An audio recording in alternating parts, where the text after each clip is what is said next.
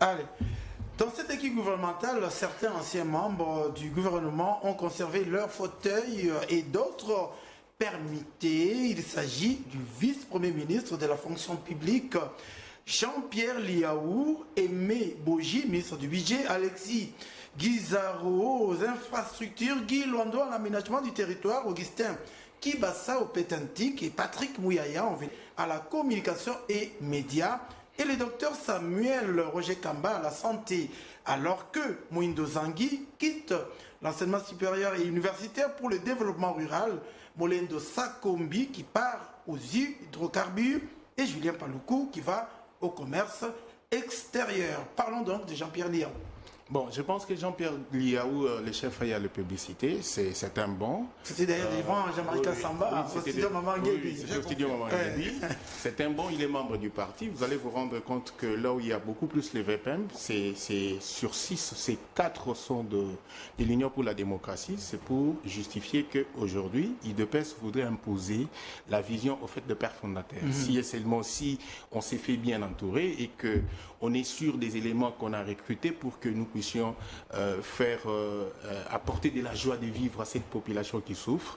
Et je pense qu'il y a possibilité de résoudre beaucoup de problèmes d'ordre conjoncturel. Je crois qu'il n'y a pas longtemps, c'était la semaine passée, où il a promis d'utiliser la main visible du gouvernement pour qu'on puisse réajuster l'enveloppe salariale. Donc je pense que le choix de maintenir le VPM au niveau de la fonction publique, c'est vraiment un choix. Et les fonctionnaires eux-mêmes sont, effectivement. Sont d'accord. Là où ça va beaucoup tiquer, au niveau des affaires foncières, je crois que M. Sakombi c'était parmi les ministres qui avaient atteint les assignations par rapport aux objectifs, par rapport aux KPIs. Mais néanmoins, aujourd'hui, il est balancé, il est appelé de conjuguer au niveau des hydrocarbures. Et de l'autre côté, c'est Acacia qui doit faire le boulot. Et aux affaires foncières, Acacia qui était à l'économie. Alors, ce qu'il faut savoir, que lorsque le train est déjà à un certain niveau, il faut savoir le maintenir. Ce qui ne sera pas fonction publique. Je pense que Jean-Pierre Liaou est dans la continuité de ce que faisait son père. Son père était un membre fondateur de l'IDPS, c'est un grand professeur d'université. Liaou qui a fait ses classes, pour ne pas dire sa culture politique au PPRD, avec Obeminakou et surtout Bochab. Il s'est construit une carrière d'homme d'État, républicain. Et il n'a jamais été membre de l'IDPS. Il a rejoint l'IDPS par conviction, ou plutôt par opportunisme politique. Transhumance. Oui, mais c'est l'un des rares ex-FCC qui est aujourd'hui intégré dans la dynamique de la fatisphère et qui fait du travail. Beaucoup de... Qui a même été plébiscité officiellement avant la sortie du gouvernement. C'est un garçon sérieux, moi je l'ai connu, encore il n'avait pas encore sa thèse, donc il était encore étudiant. Je l'ai un peu encadré avec Bochab et avec Obi Minako à l'époque. Je sentais en lui beaucoup de potentiel. Et il apprend vite, et il est humble, et il aime le travail. Beaucoup étaient dans du populisme, un peu les calculs politiques à la congolaise, etc., pensant qu'il suffit de dire Fachi Béton, Moukantombolo et tout ça, et pour qu'on puisse vous intégrer, vous donner de quoi que ce soit. Oubliant que Félix Tshisekedi peut être tout sauf naïf, donc il connaît qui est qui. Vous savez, cette maison, moi je la connais, je suis venu à l'époque où il n'y avait pas encore toutes ces transformations. La maison dont vous parlez, c'est Univers Télévision. Oui, oui. Ouais. C'est chez nous ici, je ne sais pas. Et donc, Tshisekedi a grandi ici. Il connaît tous ces gens qui, à l'époque, pavoisaient, montaient avec des jets, festoyaient, etc. Et aujourd'hui, c'est pas parce qu'ils viennent dire, voilà, je suis union sacrée, etc. Et eux, ce sont les plus grands perdants. Parce que la dernière chance qu'ils avaient, c'est ce gouvernement. Pour se retrouver un tout petit peu. Vous avez vu que on les a mis de côté. IDPS a trouvé ses marques. Il a placé ces gens à des postes... Quoi de plus normal, vous estimez? Oui, mais parce que les gens pensaient que l'IDPS allait être dilué avec l'union sacrée. L'IDPS l'a joué fin, elle a fait semblant. C'est stratégique ou c'est glouton? Non, c'est pas glouton, c'est la nature même du pouvoir. Ok. Les gens pensaient à l'efficacité de Tshisekedi. Tshisekedi a donné d'abord la campagne électorale, pas à un membre important du présidium, il a donné à Kassia et Jacques Chabal, qui sont aujourd'hui récompensés au niveau du gouvernement. Deuxièmement, Tshisekedi a donné à Augustin Kaboué d'identifier la majorité. C'est l'IDPS. Aujourd'hui, tu sais qu'il dit, la défense, c'est l'Invita. L'intérieur, c'est l'IDPS. Les finances, c'est l'IDPS. Et donc, l'IDPS, comme le PPRD autrefois, comme les MPR, c'est tout à fait naturel que c'est l'IDPS qui gère. Enfin, c'est les régimes UDPS. Maintenant, les autres, qui sont aujourd'hui un tout petit peu marginalisés, les communiqués vont commencer. Hein. Voilà, on ne se retrouve pas, caucus, machin, pas aussi réduisant que vous le dites. Et puis, il y a eu beaucoup de malversations au niveau de l'EPST. Tu sais qu'il a beaucoup tempéré, il n'a pas livré Tony Mwaba jusqu'à la dernière minute. Et donc, c'est une façon polie de mettre un peu de l'ordre au niveau de l'EPST. Ok. Donc, Kibasaoui, Tony Mwaba non, parce qu'il y avait un peu une dimension, on va dire, conflictuelle dans la manière de gérer des choses. Oui, donc, notamment avec l'IGF. Hein, oui. Notamment. Or, l'IGF a suffisamment de dossiers sur ce qui s'est passé à l'EPST. Et donc, c'est évidemment que vous prenez les sports, vous prenez certains, par exemple, les portefeuilles. Il y a beaucoup de casseroles là-bas et la dame a été remerciée d'une manière polie. Allez, c'est également votre lecture avec Tony Mwaba. Tout le monde a chanté gratuité de l'enseignement, etc., etc. D'ailleurs, autant de parents ont bénéficié de cela. Hein.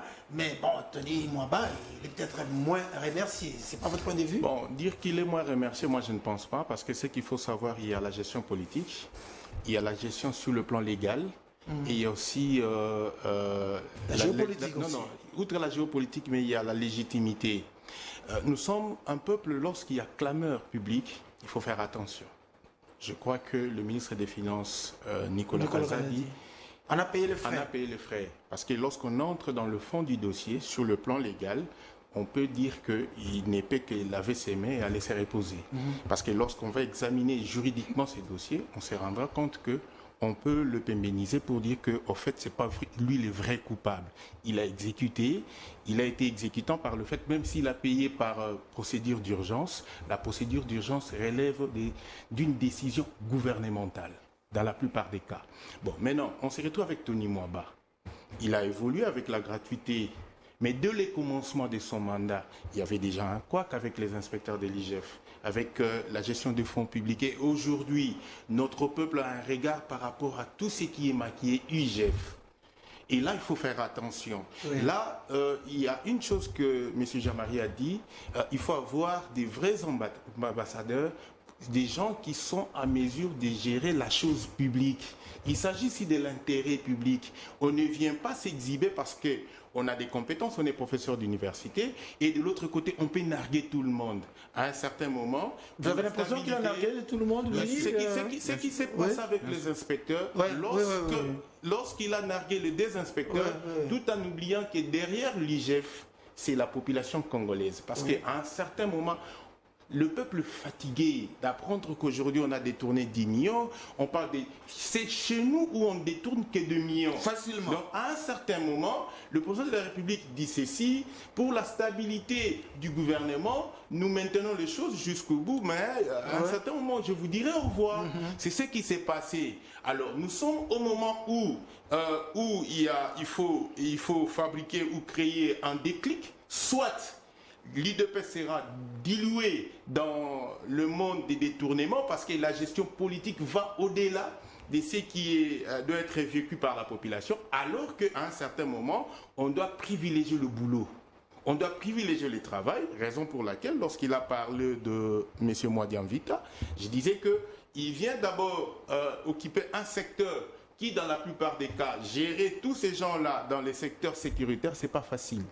Lorsque les gens voyaient Jean-Pierre Bemba, à un certain moment, ils disaient que non, c'est l'homme, c'est la personne, c'est l'homme provisoire. Mais il n'est pas de Thiès, hein, Mwadiamvita, lui, il est du Thiès, justement, ça lui ajoute quelque chose de plus. Effectivement, mais non, quant à lui, d'avoir tout autour de lui une équipe qui doit être en mesure de faire face à la situation. Au moment où il y a le Kenya qui... semble être en bonne relation diplomatique avec nous, mais de l'autre côté, en réalité, c'est pas la réalité. C'est pas la réalité. Quand on suit Ruto notamment. Effectivement, c'est pas la réalité. Alors que la personne qui a initié la politique de la défense, c'est M. Kabanda, Jean-Pierre Bemba est arrivé, il a essayé de continuer, mais jusqu'au jour d'aujourd'hui, on ne sait pas parler des attachés des défenses au niveau des pays voisins. Je l'ai toujours dit, on a 9 voisins, on a 9 potentiels ennemis. Donc ce n'est pas un secteur facile à gérer. Ce n'est pas un secteur facile à gérer. Et de l'autre côté, il sera secondé sur le plan interne. En fait, cette analyse saute. La gestion externe, il faut gérer les menaces et les opportunités. Et la gestion interne, c'est avec Jacqueline Chabani, tout en tenant compte de nos forces. Et il faut gérer maintenant nos faiblesses. Donc vous voyez que ce n'est pas facile. Alors il ne faut pas que demain, qu'on puisse encore nous parler de Christian Malanga 2. Allez, espérons qu'on ne va pas y arriver. Vous parlez tantôt, M. Jean-Marie Kassamba, de Patrick Mouyaya. Pourquoi il a été reconduit, Patrick Mouyaya? Parce qu'il fait des émissions à la télévision, c'est comme ça que d'aucuns en parlent. Le briefing, là, on dit, bon, il fait des émissions. Patrick Mouyaya, c'est un bon journaliste, mais il a une dimension communication. La télévision, c'est comme ça que d'aucuns en parlent. Le briefing, là, on dit, bon, il fait des émissions. Patrick Mouyaya, c'est un bon journaliste, mais il a une dimension communication et une dimension géostratégique. Il était dans ma promotion au Chess. Ça j'apprends. Absolument. Ouais, il sort également du Chess. Il est de ma promotion du Chess. C'est un garçon qui a une capacité d'assimilation très rapide et surtout beaucoup de courage et d'entregent lorsqu'il aborde des dossiers. Il a eu beaucoup d'handicaps. Premier handicap, on ne lui a pas donné les moyens nécessaires. La plupart des choses qu'il fait là, il les fait par son bagou, son courage, etc. Il monte des initiatives comme le débriefing, comme tout ce qu'il fait. Comme Bindele Koyate. Mais la communication, c'est de l'argent. On gouverne avec deux choses.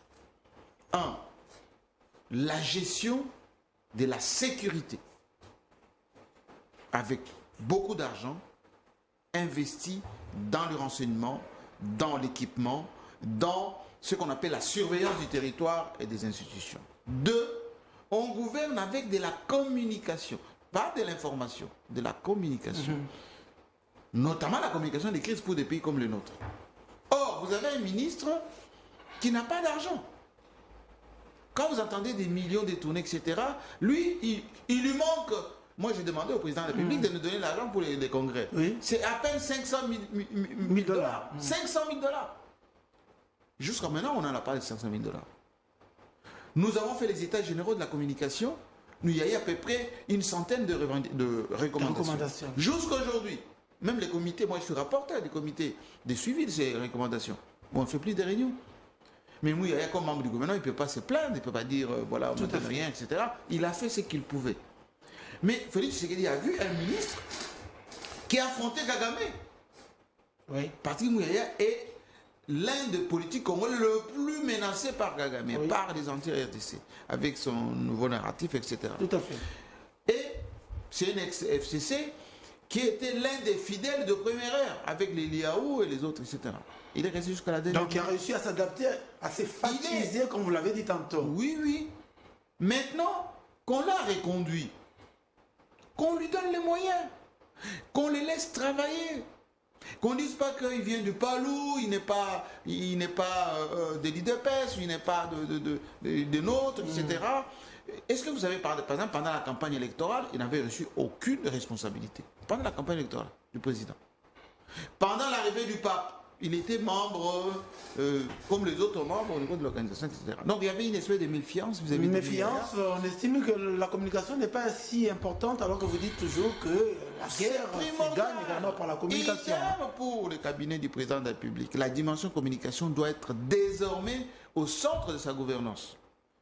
Pas des petites actions ponctuelles, etc. Non, une vraie communication, avec ce qu'on appelle un desk qui fait ce qu'on appelle de l'information, de la recherche, des mises à place des actions du gouvernement. Il faut que l'image du président soit gérée. L'image du président de la République n'est pas gérée. On associe le président de la République à tout. C'est pas vrai. Et le président ne doit pas parler le plus souvent possible. Il doit parler d'une manière ponctuelle, calibrée, mais orientée. Il faut que ces gens parlent. Depuis 6 mois, personne n'a parlé. Pourquoi? Parce qu'ils attendaient, si je parle beaucoup, je ne sais pas... Ah mais ça c'est vrai, hein, j'en ai invité ici autant qui me disaient non, tant que le gouvernement n'est pas encore là, je ne sais pas, je ne sais pas arriver. On se disait qu'on est abandonné. C'est par nos propres moyens qu'on paye les carburants pour se présenter ici afin de défendre le pouvoir. Et ce n'est pas logique. Alors qu'il y avait une équipe de campagne qui, à un certain moment, ne s'intéressait pas à nous. Oui. Mais on s'est dit, bon, on soutient les chefs de l'État, on soutient la vision, on est du parti, on ne peut que se battre sans pour autant se plaindre. Vous prenez ces millions détournés. Vous investissez, allez, 10 millions de dollars dans une chaîne comme Univers, par exemple. 10 millions, c'est rien pour un média qui doit faire la communication d'un président de la République. C'est rien. Vous prenez 10 millions, vous mettez au service du parti du président. Oui. Avec de vrais équipements, de vrais bureaux, de vrais moyens, etc. Comme Mobutu faisait pour la GMPR, comme le PPRD faisait autrefois, etc. Avec une unité de monitoring aussi. Oui. Pour bien calibrer.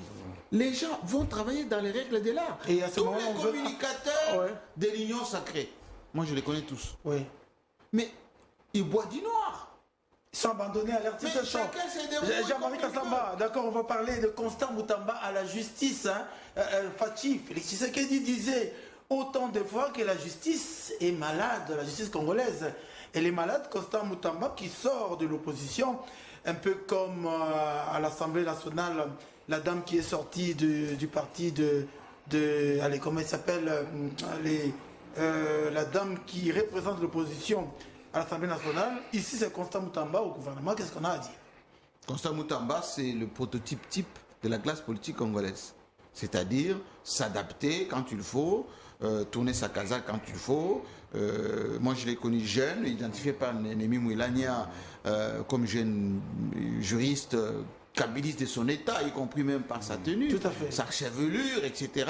Lorsque la transhumance commence, il n'a pas voulu faire comme tout le monde. Il a dit, bon, comme on met la CENI en place, on va créer une espèce de front qu'on appelle l'opposition républicaine avec Agema Tembo, etc. C'est stratégique. Oui, c'est stratégique. Il s'est mu comme ça à la congolaise. Pour son compte, c'est un bon avocat. Il connaît le droit. Il a le bagou, donc il a le courage. Il a affronté la France, Kagame, etc. etc. Maintenant, il est mis devant ses responsabilités d'avocat. Et il a affronté la France, Kagame et consort, mais à l'interne, il a affronté Moïse Katumbi, notamment parce qu'il était candidat. Oui, mais ça c'est la politique politicienne. Oui. On lui a fait jouer le rôle. C'est tout à fait normal. On lui a fait jouer le rôle. Ça, l'IDP, c'est très doué pour ça, mais tout le monde ferait la même chose. Créer des opposants pour diluer l'opposition. Kabila l'avait fait avec les autres autrefois. Mobutu faisait avec les Birindois contre Tshisekedi, donc ça, c'est pas un problème. L'essentiel est que, maintenant qu'il est ministre de la Justice, il faut qu'il travaille sur de vrais dossiers de justice. Il faut qu'il puisse s'occuper de la justice. Le palais de justice est en train d'être refait. Il ne faut pas que ça soit seulement la façade. Il faut que, à l'intérieur, nos magistrats aient des moyens, que dans les tribunaux, que les gens travaillent sérieusement, qu'on arrête avec l'interventionnisme à tout va. C'est-à-dire, dès qu'il y a un dossier, bon, il faut appeler, il faut mapper Kingandi, tout ça. Lui, il n'est pas de l'IDPS. Donc, Augustin Kaboué aurait du mal à l'appeler, bon, écoute, comme s'il ne le fait pas. Kaboué, il dit toujours, moi, j'appelle jamais les magistrats. Le président d'ailleurs le dit également. Hein. Oui, mais désormais, il faut qu'il fasse le boulot du ministre de la Justice. Ce qui n'était pas souvent fait. L'homme qu'il faut à la place qu'il faut. Oui, parce que c'est un peu rocambolesque. Ce qu'on a connu au niveau de la justice. C'est pas trop lourd le ministère de la Justice pour Constant Moutamba, non? C'est un bon avocat, aucune fois ministre, pas d'expérience. Non, c'est pas... Si, il a été mandataire public. Un ministre, c'est pas fonction de l'expérience, c'est fonction du cabinet, fonction des conseillers, c'est fonction de ce qu'on a à donner. Donc, il a l'âge, il a le bagou, il a la technique. C'est un juriste, donc il connaît. Je vous ai dit qu'il a été parmi les gens que Némi Mouilania avait identifié à l'époque comme les jeunes loups dans le secteur de la justice. Il fera le boulot, mais encore une fois, il ne faut pas que la politique s'invite dans la justice. Dans la justice, c'est votre lecture également, parce qu'en venant ici, moi j'ai rencontré plusieurs personnes qui disaient, mais Moutamba, la justice, alors que le président disait que c'est malade, c'est Moutamba qui doit recadrer ou on va dire guérir la justice congolaise. La question reste posée. D'abord, dans un premier temps, il a le courage. Oui. Et au second plan, ce qu'il faut savoir est que moi, je le connais comme étant dans le milieu de Kabila, mais pour faire face à une jeunesse qui était extravertie. Cette jeunesse-là que nous appelons aujourd'hui Lucha, Filimbi et consorts, au fait, le porte-flot, c'était l'équipe de Moutam. Pour faire face à tous ces gens-là achetés par le monde de Soros. Okay. C'est-à-dire que moi, je me dis, son nom a été cité, je crois, juste après la publication. Lorsqu'on a publié les membres du gouvernement, tout à fait, oui. Son nom, il n'y avait pas son nom. Il n'y avait pas on son l'a nom. cherché. Et on a constaté qu'il n'y avait pas le ministère de la Justice. C'est vers 2h30 que j'ai vu une publication pour dire que non, il a été nommé ministre, il a été notifié comme étant ministre de la Justice. Moi, je me dis, bon, on est en face de dire non à tous ces malabars qui sont dans les ministères de la Justice. Donc, le choix, pour moi, est parfait. Tous ces malabars de la justice. Et effectivement, moi, je les trouve comme Napoléon Bonaparte. Vu sa taille, son courage et sa façon de réfléchir. Je me dis que quelque part, il y aura un changement. Parce que le problème avec la précédente ministre de Justice, c'était quoi? Le manque de proactivité. On a parlé de la corruption dans les secteurs des élections depuis 2019. C'est après les élections du 20 décembre que la dame vient dire que j'ai été approchée par le chef de l'État pour mettre en place des mécanismes et barrer la route à la corruption. Et à la fin, c'est quoi le résultat? Alingueté, c'est l'homme qui se frotte les mains aujourd'hui parce que souvent on parlait des Égyptiens qui ont disparu. Les Égyptiens ont effectivement disparu. Oui. Mais n'a pas été aidé Alingueté par la justice. Beaucoup de dossiers épinglés. Clameur publique. La justice peut se saisir d'un dossier qui paraît louche et qui peut